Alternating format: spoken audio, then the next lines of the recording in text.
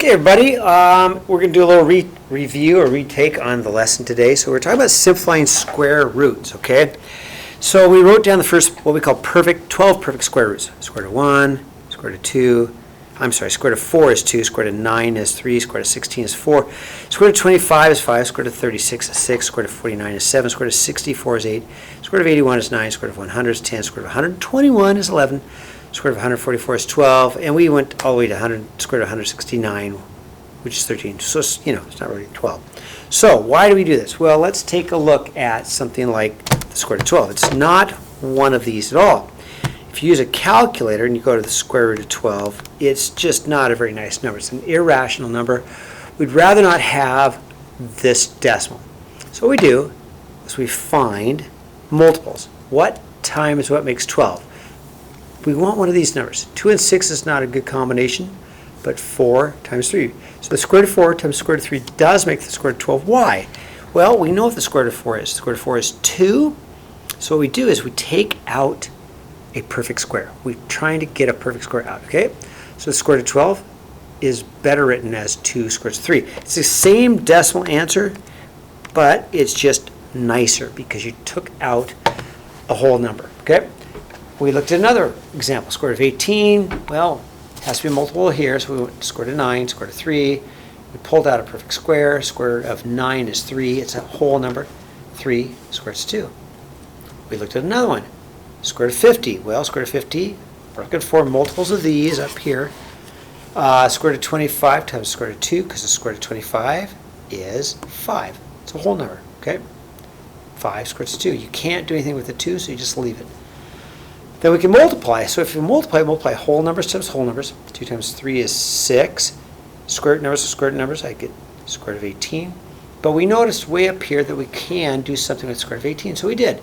The 6 is done. It's a whole number, so we broke up 18. Square root of 9, square root of 2.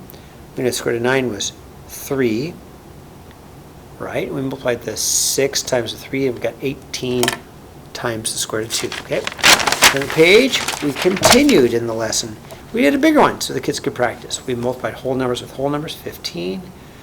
Multiplied the square root of 10 times square root of 5, got the square root of 50. Okay, we want to break down 50. We know 25 times 2, we want 25. We want 25 because 25 is one of those perfect square root numbers, which is 5, whole number. Then 15 times 5 is 75 times square root of 2. Okay, then we talked about exponents, okay? So with exponents, a little bit different. We do know that when you multiply, you add exponents. Okay, so how does that work? If I take the square root of an exponent, you always just take half. Take half of the exponent. So half of 6 is 3. So we're going to take half of the exponent because we have learned the square root of x is the same thing as x to the 1/2 power. Okay, so then we did a problem. Okay, take half. This only works on exponents. Take half of 10. Half of 10 is 5. X to the 5th. Now we mix it up. What if we put numbers in here with our exponents? Well, it's like two different problems. Two parts. So we took the square root of 18 and wrote it on over here and looked at the square root of x to the 12th. Let's look at the two part. We've done this before. 18, we know the square root of 9, square root of 3, square root of 9, square root of 2. Square root of 9 is 3, so that's out. Can't do anything with the square root of 2. We take half of the 12th because it's like the x to the 12th. The 1/2 power. We took half that, we got 6. Now, these two numbers are out. 3 and x to the 6 is out. They've been square rooted, but the 2 has not been square rooted, so the 2 has to stay inside. You can't take the square root of 2, it's just a really bad number. So I square root of 2, oh yeah, don't, that's a bad number. So we keep it as the square root of 2. Okay, turn the page. We did two big hard problems. What happens if it's odd? So we can't take half of an odd number. We do not want x to the 6.5. We do not want that, so we make it even. If we take 1 away from 13, we get a 12. So we take 1 away from 13, 12 and the 1 makes the 13, but we can take half of that. So we take half of the 12 and I get x to the 6th. We still have a square root of an x. Nothing we can do about it. Just leave it, okay?